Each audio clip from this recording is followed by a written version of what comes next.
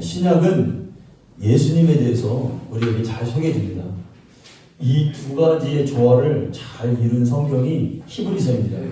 히브리서는 율법과 복음의 조화를 가장 잘 우리에게 보여주고 있어요.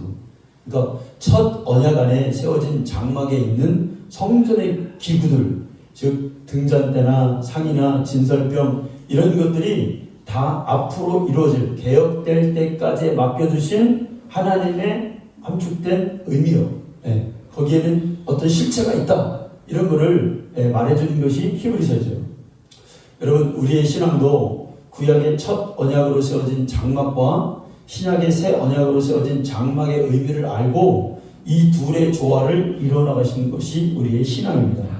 첫 장막이 무너지고 새 장막이 세워지고 또 첫 장막에서 완성되지 않은 것들이 새 언약에서 완성되어 가는 것이죠.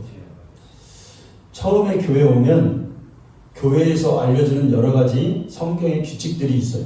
이렇게 살아야 된다. 이렇게 가야 된다. 이렇게 말씀을 들어야 된다. 그리고 세상에 본이 되어야 된다는 성도들의 삶에 대해서 하나님을 섬기는 예법에 대해서 우리가 주로 배웁니다.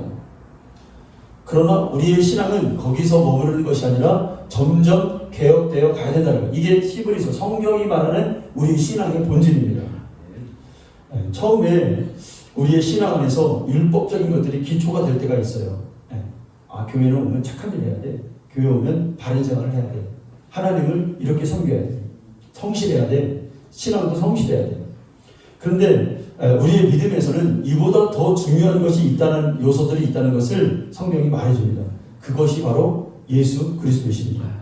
더 세밀히 말하면 그분이 흘리신 보혈의 능력을 믿고 신앙생활하는 그 수준에 우리가 다다라야 되겠습니다.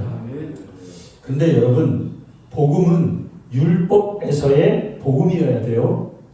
율법을 완성하는 복음이어야 됩니다. 율법을 이루는 복음이어야 됩니다.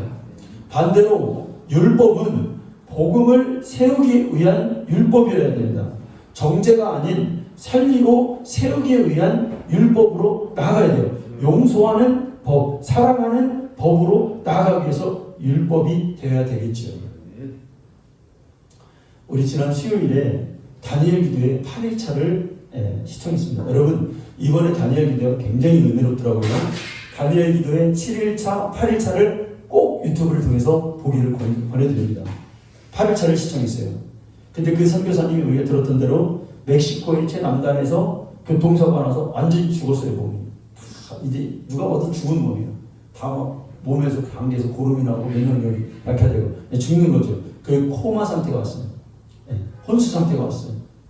그런데 거기서 이 사람이 영적인 세계로 들어가요. 영적인 세계로 들어갔더니 딱 사단과 마주치는 거예요. 마주치는데 거기서 이 사람이 사단이 자꾸 데려가려는데 이 사람이 외치는 말, 예수 보혈, 예수 보혈, 예수 보혈 구원, 이걸 외치니까 사단의 계략들이 다 무너지고 사단의 계획들이 다 철폐되고 자기가 힘을 얻고 막 자유해지는 그런 역사가 경험했다잖아요. 8일차를 한번 들어보시기 바랍니다. 우리의 신앙이 율법에서 복음으로 완성되어야 되겠습니다. 그러니까 규칙을 정하고 엄격하고 잘 지키려고 노력했다면 이제는 우리의 마음이 복음을 통해서 더 부드러워져야 되고 더 자유로워져야 되고 더 자원하는 마음이 들어야 되고 더 긍휼의 마음으로 우리가 그런 신앙으로 가져야 되겠습니다. 그런 내 안의 믿음을 완성하는 결정적 요인이 예수님의 보혈의 능력이 있어요. 여러분, 율법적이면 용서 못해요. 율법적이면 사랑할 수가 없어요. 그냥 지키면 끝나는 거예요. 나 하나 잘 되면 끝나는 거예요. 그런데 복음적인 건 뭐예요? 내가 할 수 없는 그 능력을 보혈의 능력을 통해서 받았단 말이에요. 그걸 깨달았다는 거예요. 그러니까 내 신앙을 나의 수준에서 넘어가는 거예요. 여러분, 아멘 좀 하세요. 이렇게 신앙생활 하셔야 됩니다. 그러니까 내가 용서할 수 없는 거 있죠? 보혈의 능력을 만나면 용서가 되는 거예요. 용서 못할 게 어디 있어요? 화해를 못할 게 어디 있어요? 긍휼히 여기지 못할 마음이 어디 있어요? 주님이 그렇게 하라고 하셨어요. 그게 보혈의 능력을 입은 사람이 마땅히 추구해야 될 신앙생활이라는 거죠. 이걸 못 뛰어넘으면 우리는 성도가 아닌 거예요. 하나님은 이걸 원하십니다. 아브라함이 아들을 바쳤어요. 모리아산에서. 하나님 앞에 인정된 믿음이었습니다. 다니엘이 신앙생활을 잘 지키려 금신상에 절하지 않고 그 친구들은 풀무불에 그대로 들어갔어요. 신앙의 표현이었어요. 구약의 마지막의 선지자인 요한은 자기의 목숨을 드렸습니다. 목배임을 당했습니다. 그런데 예수님께서 그들을 향해서 그들의 믿음에 대해서 하신 말씀은 예수님을 믿는 천국의 극히 작은 자라도 이보다 더 큰 자다라고 말씀했어요.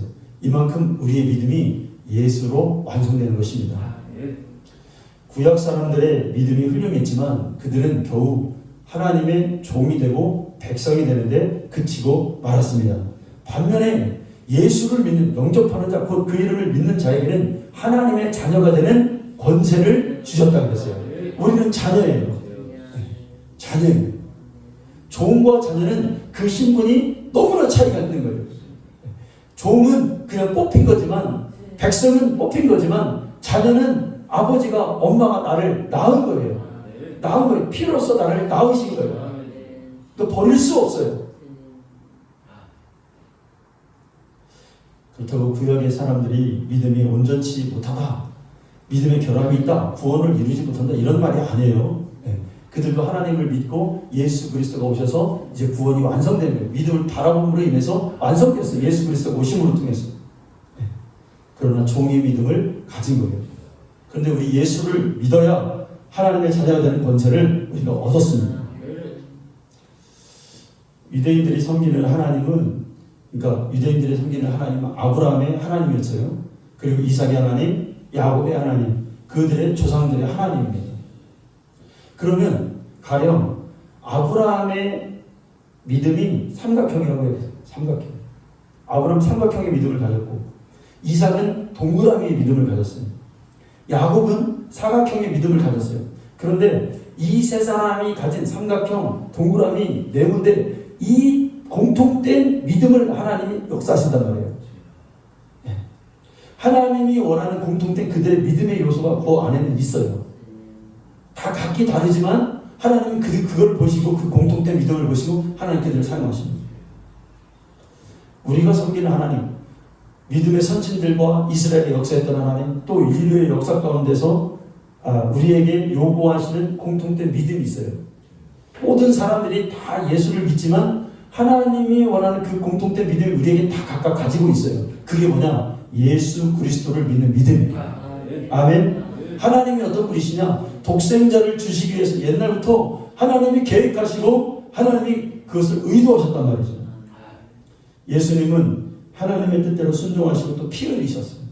성령님은 그 피를 가진 자들에게 역사하는 분이십니다. 똑같아요. 세 분이 똑같아요. 피라는 공동체적인 그 요구하시는 그 믿음을 가질 때 하나님과 예수님과 성령님이 역사하신단 말이에요. 하나님은 피에 관심이 있다는 것은 여러분 뭐에 관심이 있다고 하셨죠? 생명에 관심이 있으시다는 거예요. 그러니까 생명에 관심이 있으시다는 건 또 뭐에 관심이 있다? 하나님은 살리는 것에 관심이 있다는 거예요. 그러니까 모든 하나님의 언약과 약속은 피로써 이루어지는데 하나님은 모든 것을 다 살리기를 원하신다. 그러니까 우리가 피의 신앙이다, 우리가 예수를 믿는 신앙이다. 그러면 그게 뭐예요, 여러분? 우리가 그 피로 살아났으니 우리의 믿음도 살리는 믿음이 되어야 돼요. 우리의 믿음도 누군가를 살리고 세워지고 그 피로써 그 능력이 우리에게 전가되는 그런 믿음을 우리가 가져야 될 줄로 믿습니다. 그래서 우리가 신앙생활하는데 누군가를 미워하는 것은 자기 죽는 짓입니다. 누군가를 용서하지 못하는 믿음은 피의 신앙이 아닌 거예요. 살리는 신앙이 아닌 거예요. 여러분 핑계대지 마세요. 누군가를 용서하지 못하는 것에 절대로 핑계대지 마세요. 하나님 나는 이것 때문에 그래요. 목사님 저 사람이 나에게 어떻게 했는데요? 부모 죽였어요? 아니 부모 죽여도 용서해야 돼요. 우리 그 수준까지 가야 돼요. 저 사람이 나에게 욕했어요? 하나님 저 사람이 나의 인격을 모독해 짓밟았어요? 그래서 용서 못해요? 아니요. 그래도 용서해야 돼요. 왜? 나는 피의 신앙을 가졌어요. 내가 용서 못하는 건 저 사람 죽이는 거예요. 근데 나는 살리는 신앙을 가졌어요. 나는 이제부터 피의 신앙, 생명의 신앙으로 내가 나아가기로 작정했어요. 그래서 모든 것을 하나님이 정말 우리가 죽을 수밖에 없는, 지옥 갈 수밖에 없는 우리를, 원수 같은 우리를, 죄에 있는 우리를 아들을 보내셔서 하나님을 살리셨어요. 나의 신앙도 그렇게 가야 돼요. 나의 믿음도 그렇게 되어야 돼요. 오늘 결단하길 바랍니다. 하나님, 천국 가면 하나님이 나에게 너 뭐하냐? 너 미워하다 맞냐? 너 내가 주는 피의 신앙을 가지고 너 사람들 정죄만 하다 왔니? 그게 아니구나. 네가 할 수 없는 가운데서 피를 의지했기 때문에 너는 살리는 쪽으로 갔구나. 천국, 상급, 잘했다, 충성된 종아. 하나님 그렇게 하실 거예요. 여러분 한번 해보세요. 우리가 하나님의 은혜를 받고 생명이 있으면 다 용서하고 싶고 다 사랑하고 싶고, 네? 우리가 살아가면서 나에게 못되게 군 사람, 나를 힘들게 하는 사람 왜 없겠어요? 근데 하나님의 은혜를 받으면 다 포용하고 싶고 다 긍휼히 여기시고, 그게 여러분 믿음의 사람입니다. 우리는 하나님을 여러분 어떻게 의식합니까? 하나님은 비를 주시기도 하고 안개를 끼기도 하시고 그렇게 해요. 그런데 그것들은 하나님의 창조 질서 안에 맡겨놓으셨어요. 그러니까 뭐 우리가 뭐 집을 사고 뭐를 사고 땅을 사서 막 부자가 되고 이런 거는 사실은 하나님의 창조 질서 안에서 하나님의 율법을 지키고 잘 하면은 그런 것도 올 수 있고 그런 복도 올 수 있죠. 근데 그 창조 안에 있는 시스템에서 간단 말이에요.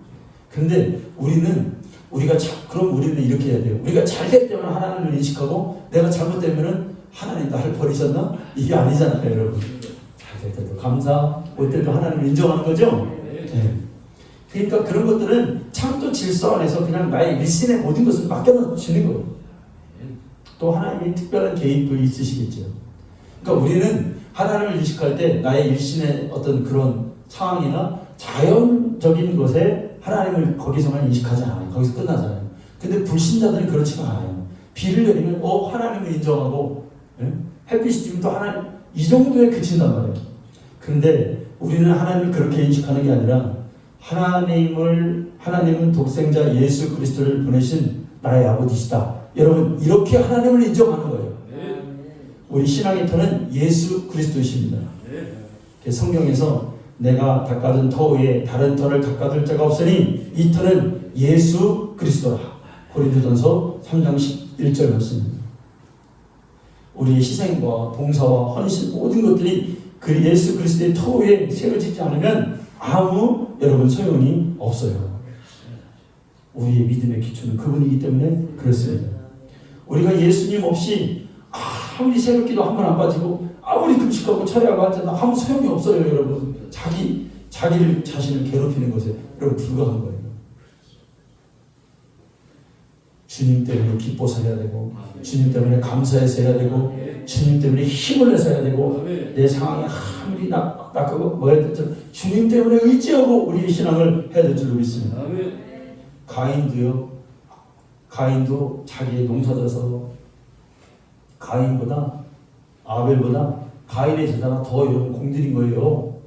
양은 그냥 잡아서 드리지만 가인은 여러분 어떻게 돼요?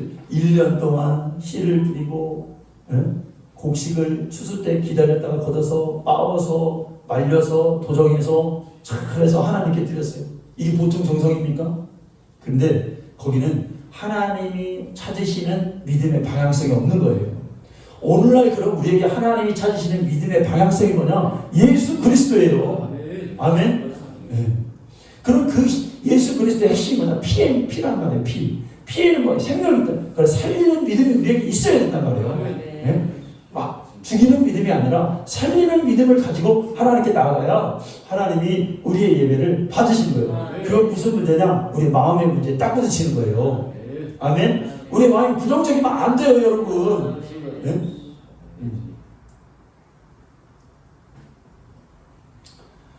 기도해요, 여러분. 우리가 막 어떤 때는 미흡다가도 그런 게 아니에요. 잘 되게 해달라고. 나 비록 나에게 막 모욕을 하고 했을지라도 왜? 우리는 살리는 믿음을 갖고 있잖아요. 그래서 그 사람을 절대로 저주할 수 없어요. 왜? 하나님이 요구하는 게 그 믿음이기 때문에, 믿음의 방향성이 그거기 때문에 막 그렇게 축복하며 가는 거예요. 그 축복이 그런데 나도 잘 됩니다. 성경은 창세기서부터 하나님이 요구하시는 것이 쭉 달려가고 있어요. 그래서 어느 나라는 있다가도 사라지고 어느 민족도 사라지고 사람도 없어져요. 그런데 신학까지 쭉 해서 달려가는 그 방향성이 있어요. 이 구약서부터 창세기부터 신학까지 뛰어가시는 분이 있단 말이에요. 그러니까 아브라함이 하나님께 뭐를 드리고 아들을 바치고 이런 것들이 무엇을 나타내기 위해서 하느냐, 그 믿음이 무엇을 향해서 달려가냐, 그리고 그 아들에게 또 바ton 터쳐줘요. 이삭이 쭉 하나님의 믿음을 보이고 막 갑니다. 누구의 발걸음을 위해서 그렇게 가냐? 예수 그리스도를 보여주기 위해서 그들이 갔단 말이에요. 아멘? 네. 그들의 삶의 자체에서 그리스도의 모습을 발견하게 되는 거예요. 그 예수를 최후로 붙잡은 자들이 있습니다. 그들이 곧 신약의 성도들이에요. 우리가 그를 찾았고 우리는 그를 만났습니다. 그러면 우리도 이제 뛰면서 그들의 믿음의 선진들이 그렇게 해서 바ton 터치를 했던 것처럼 우리 또한 뛰면서 그 예수를 다른 사람에게 바ton 터치해서 주는 거예요. 아멘. 무엇으로? 살리는 믿음으로, 피의 신앙으로, 생명의 신앙으로. 여러분, 불신자들도요 하느님을 믿어요. 그런데 그 유일하신 신이 아니라 우주 안에 있는 다른 어떤 우상이에요. 왜? 예수 그리스도가 없는 하나님은 우상이에요. 그 하나님에 대한 인식이 될 수가 없어요. 자, 오늘 말씀을 보면 하나님 앞에 장막이 있습니다. 거기에는 방이 2칸이 있습니다. 이 2칸의 방을 합쳐서 성소라고 그래요. 성소. 안쪽에 있는 방을 지성소라 그러고 바깥쪽에 있는 방을 성소라고 합니다. 말하면 여기 이렇게 구분하자면 이 강대상을 예를 들어서 옛날에 휘장이 있고 여기를 지성소라고 하고 여기를 성소라고 하는 거예요. 그런데 모세에게 보여준 성전은 개혁할 때까지만 맡겨진 거예요. 이 모든 것들이 언젠가는 개혁된다는 거예요. 우리의 신앙도 율법적인 것에 머물러 있어서는 안 되고 그것이 개혁되는데 그게 복음으로 개혁되는 거예요. 예수님이 오셔서 나는 성전이라고 말씀하십니다. 그리고 또 자기를 믿는 자들에게 너희가 성전이라고 말씀합니다. 다음 주에는 이 하늘의 성전과 광야의 성전과 우리 안에 내재된 성전이 뭔지를 말씀드릴게요. 그리고 이제 모세가 지은 성전, 예수 그리스도의 몸인 성전, 신자들의 영혼인 성전이 있어요. 여러분, 그러니까 성전은 다 똑같아요. 하늘의 성전이 지상의 성전이 되었고 이 성전이 우리 안으로 들어왔어요. 그러면 이 성전은 공통점이 있고 다른 점도 있어요. 그런데 성전이라면 광야의 성전이 우리 안에 그대로 이루어져야 돼요. 우선 이루어져야 돼요. 아멘. 율법의 성전이 없어지는 게 아니라 개혁돼서 우리 안에서 이루어져야 돼요. 그 요소들이 우리에게 이루어지는 거예요. 무엇을 통해서? 예수 그리스도를 통해서 그 성전이 우리 안에서 완성되어집니다. 자, 그러면 구약의 성전은 어떻습니까? 우선 외형을 보세요. 외형을 보니까 그 성전이 모두 다 뭘로 접혀져 있습니까? 하얀 천 세마포로 그 성전이 다 둘러져 있어요. 그런데 이 세마포는 성도들의 뭐다? 옳은 행실이래요. 그럼 성전을 이렇게 두고 흰 세마포는 우리 안에서 우리가 성전이라고 할 때 성도들의 착한 행실이 우선 성전을 두르고 있는 요소였구나. 아멘? 네. 세마포로 두른 성전을 생각하면 마지막 때 주님이 어떤 상태를 요구하신다는 것을 우리가 알 수가 있어요. 그러니까 예수 믿는 수준은 이렇게 사람들이 이렇게 볼 때 저 사람 참 못돼 먹었어. 한지마다 저 사람 정말 사자가 들어있어. 다 거짓말이고 정직하지 않아. 그러면 이 사람이 예수 이렇게 믿는 거예요, 아니에요? 이건 기본 중에 기본이에요, 여러분. 네, 그런 소리를 만약에 내가 듣는다. 제가 예전에 그 전도할 때 저쪽 그 교회에서 할 때 전도도 그 동네에서 전도를 하다 보면 꼭 내가 저에게 여러 번 들렸어요. 당신 교회에 누구 집사님 있죠? 무슨 집사님이요? 있죠? 예. 나 그 인간 때문에 나 교회 안 나가. 그 얘기를 몇 번 들어서. 그러니까 그건 문제가 있는 거예요, 여러분.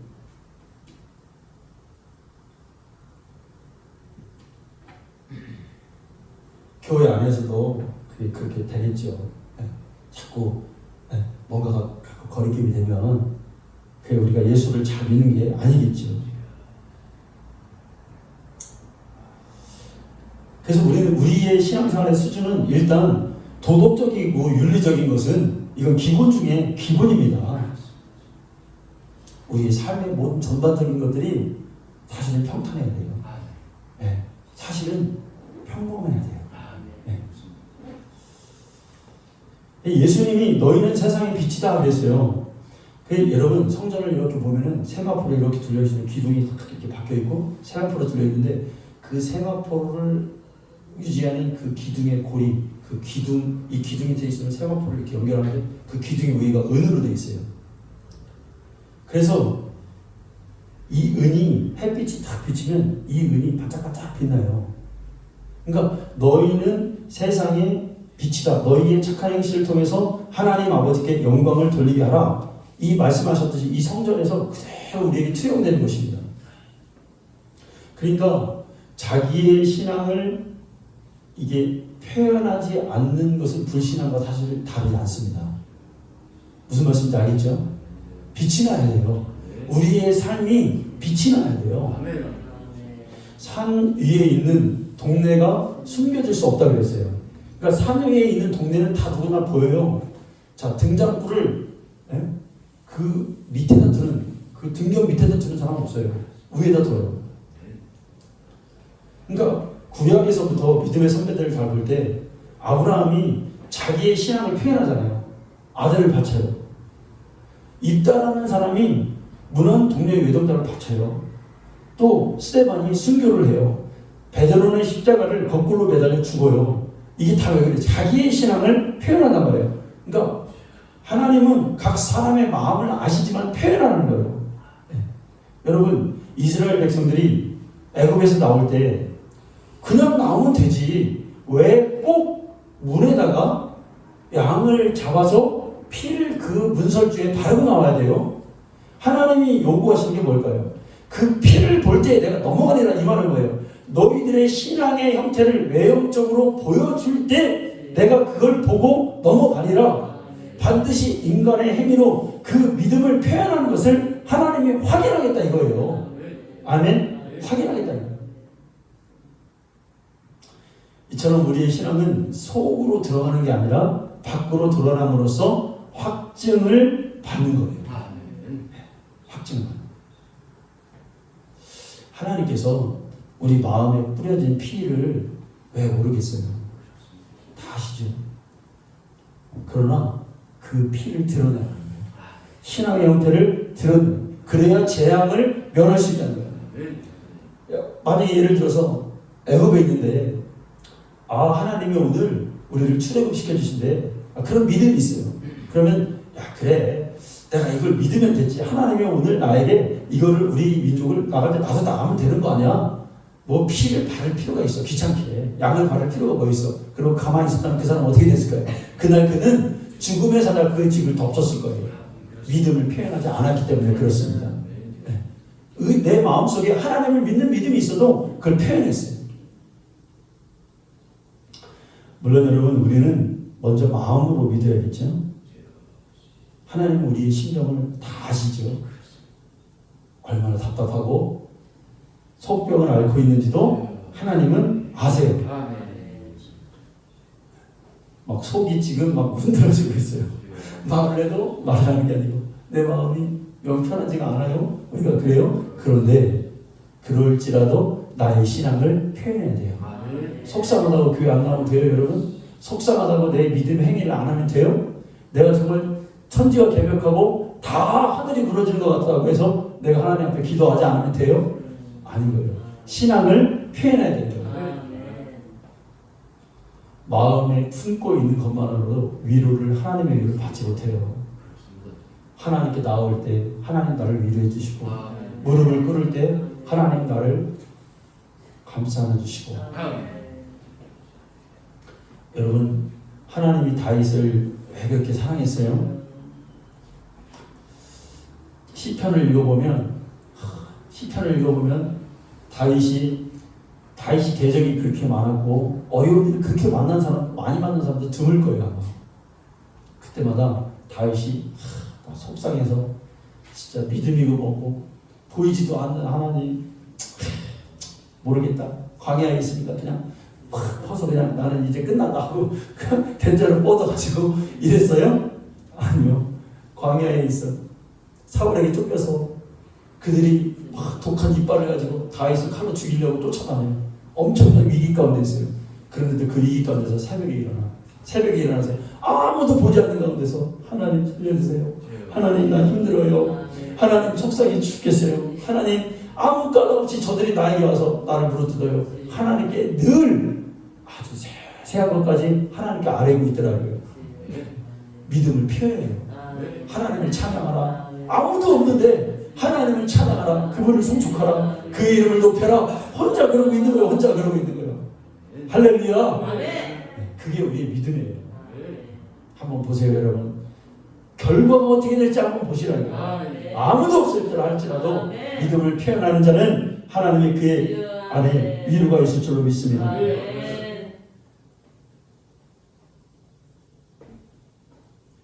전에 오랫동안 목회하시고 은퇴하신 목사님에게 후배들이 물었어요. 목사님 목회하면서 제일 어려운 힘들었던 게 여러분 목사님 뭐예요? 그래서 사람들은 목사님이 그동안 고생한 거, 가난한 거, 교인들이 또 이렇게 괴롭힌 거, 또 교회 개척할 때 힘들었던 거, 뭐 이런 거 얘기할 줄 알았던 거예요. 근데 이 목사님이 제일 힘든 게 여러분, 제가 이 말에 너무 공감이 돼서 이 말 하는 거예요. 뭐가 제일 힘들었을까요, 우리 성도님들? 이 노 목사님이 다 목회 끝나고 지난날 후배들의 질문에 생각해 보니까 뭐가 제일 힘들었을까요? 김정렬 집사님, 이 목사님 뭐가 제일 힘들었을 것 같아요? 예? 성도님들이 힘들었다고요? 그거 별로 안 지나가면 아무것도 안 해요. 그거 다 감사할 일이요. 뭐가 제일 힘들었을까요? 이 목사님이? 목사님이 그랬대요. 성도가 주일에 안 나오는 게 제일 힘들었어. 성도가 보이지 않을 때 내 마음이 너무 힘들었어. 신앙을 나타내야 돼요, 여러분. 진짜 그래요. 성도가 안 나올 때, 성도들이 안 보일 때 제일 힘들어요. 예배 시간에 나와야 될 사람이 안 나올 때, 지금 아는 우리 교회로 와야 될 사람이 모를 때, 그때 제일 힘들어요. 너무 힘들어요. 어찌할 바를 모르겠어요. 여러분 주의를 잘 지켜서 여러분의 신앙을 하나님 앞에 나타내시길 바랍니다. 네. 구약에는 밭을 갈 때 소가 꼭 두 결이 이게 한 결이라고 하잖아요. 한 결이 소 두 마리잖아요. 이게 갈아요. 그 주님이 나의 멍에라고 말씀하실 때 그 멍에는 복수예요, 복수. 그러니까 주님과 함께 우리가 멍에를 맨다는 것은 항상 뭐냐면 주님과 함께 그 멍에를 맨다는 것과 같아요. 한쪽에는 항상 주님이 계셔요. 나 혼자 끄는 것 같은데 내가 혼자 힘든 일 당해서 내가 혼자 그 멍에를 끄는 게 아니라 주님과 함께 끄는 거예요. 그 주님 나의 멍에라고 하십니다. 바울이 이렇게 고백합니다. 빌립보에서 나의 간절한 기대와 소망을 따라 아무 일에든지 부끄러워하지 아니하고 지금도 전과 같이 온전히 당대하여 살든지 죽든지 내 몸에서 그리스도가 존귀하게 되게 하려 하나니 이는 내가 사는 것이 그리스도니 죽는 것도 유익함이라. 주님을 증거하기 위해서 바울은 죽음도 개의치 않는다고 고백합니다. 이렇게 자신의 믿음을 감추지 않아요. 우리는 언제나 신앙을 나타내기로 작정하고 남들에게 믿음이 있다는 것을 보여줘야 됩니다. 아멘. 군복 입은 자를 보고 군인인 줄 알죠. 경찰복 입은 자를 보고 경찰인 줄 알죠. 교복 입은 사람을 보고 학생인 줄 압니다. 우리 신자는 세마포를 통해서 저 사람이 하나님의 사람이라는 것을 구별시키는 거예요. 제가 가끔 얘기하죠. 어제도 통화를 했는데 제가 고향에 가면 만나는 우리 중학교 선생님 부부가 있어요. 선생님인데 저보다 나이가 어린데 제가 존경해요. 그 선생님을. 왜 존경하냐? 하나님을 믿는 믿음이 예사롭지가 않아요. 제가 꼭 보는 것 같아요. 어떻게 저런 믿음을 가졌을까? 힘들게 해서 농협에 들어갑니다. 그런데 농협에 들어가는데 나는 하나님 앞에서 술을 한 방울도 입에 대지 않겠다 맹세를 했어요. 이 사람이. 그러니까 조합장 생일날 술 따르던 사람들 많아져서 한 거 3번을 거절하니까 그냥 잘린 거예요. 그 회사에서. 잘릴 수밖에 없게 만들어요. 그래서 생각했대요. 하나님, 내가 이곳에서 직장을 다니면서 신앙생활하는 게 불가능합니다. 과감하게 포기하고 나와버리네요. 그리고 하나님 믿으려고 하나님 믿고 그 삶의 목표가 하나님을 잘 섬기는 거예요. 여러분, 연세중학교에 옛날에 이런 일이 있었어요. 목사님이 간증하는 건데 어떤 청년이 와서 공사에 다니는, 공사면 여러분 직장이 얼마나 좋습니까? 공짜가 들어오면 좋잖아요. 거기 다니는 청년이 와서 목사님한테 상담을 하는 거예요. 목사님,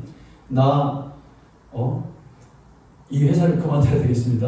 그러니까 목사님, 왜 그렇게 좋은 회사를 왜 그만두냐? 그러니까 목사님이니까 다 제가요, 회식 자리도 제가 거부할 수 있고요. 내가 예수 믿는 다 팍팍 티내고 할 수 있는데요. 제일 뭔 게 뭐냐면 내가 맡은 일을 너무 많은 일이 많아서 수요일 예배를 드려야 되는데 수요일 예배를 도저히 못 드린다는 거예요. 그래서 이 회사를 그만둬야 됐다는 거예요. 여러분 상상해 가세요. 내가 수요 예배를 드리지 못해서 목사님 이 회사 난 그만둬야겠습니다. 목사님 속으로 생각할 때 야, 너 뭐 먹고 살아 그러냐. 이거 어떻게 어렵게 해서 시험 봐서 들어간 건데 너 어떻게 하려고 그러냐. 근데 목사님 믿음이 있으시잖아요. 그러니까 네가 하나님을 그렇게 섬기기를 원한다면 알아서 해. 믿음의 고백대로 해. 감동대로 해. 그래서 이 사람이 거기를 그만뒀으니까 여러분 어떻게 수요 예배 때문에 자기 직장을 그만둔 거예요. 그러니까 어떻게 했을까요? 이 사람이 열심히 공부해가지고 사법고시를 봐서 그 교회 연세중학교의 1호 판사예요. 1호 판사의 간증이에요. 그게 그 교회에. 여러분 이렇게도 예수를 믿어요. 때로는 사람들이 그래요. 목사님 주일날 킨방 가면 그래요. 지금 뭐 때문에 김정철이기 때문에 바빠. 안 된다는 거예요. 안타깝죠. 안타까워. 믿음을 표현해야 되는 거예요. 최소한 주일 예배는 하나님 앞에 드려야 되는 거예요. 불신자들이 밖에서 볼 때 절대로 성막의 안을 볼 수가 없어요. 그냥 사람들이 볼 때는 성막의 외형만 보는 거예요.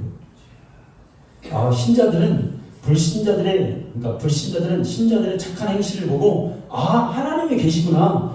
저 안에서 지금 벌어지는 일들이 무슨 일이 벌어지고 있는지를 아는구나. 이거 아는 거예요. 교회 안에서 무슨 일이 벌어지고 있는지를 우리를 보고 우리 행실을 보고 그들이 짐작하는 거예요. 자, 사실 여러분 우리 안에 성전이 있죠. 우리 안에. 근데 사람들은 우리 안에 있는 성전을 몰라요. 우리 안에 성령 하나님이 계신지를 사람들은 몰라요. 저 사람이 어떤 상태인지 모르죠. 외형만 보죠. 그 성전이 예수님의 몸이라는 것도 몰라요. 근데 뭘 보고 하냐? 저 사람 가운데에 있는 행실을 보고 우리 안에 성령님이 계신지 하나님이 계신지를 여러분 알게 되는 거죠. 여러분 우리는 하나님의 성전입니다. 예수 그리스도의 피로 된 성전입니다. 그 피, 생명으로 사람을 살리고 우리의 외형으로 우리의 행실을 통해서 예수 전하는 저와 우리 성도님들 다 되시기를 간절히 축원합니다. 하나님 감사합니다.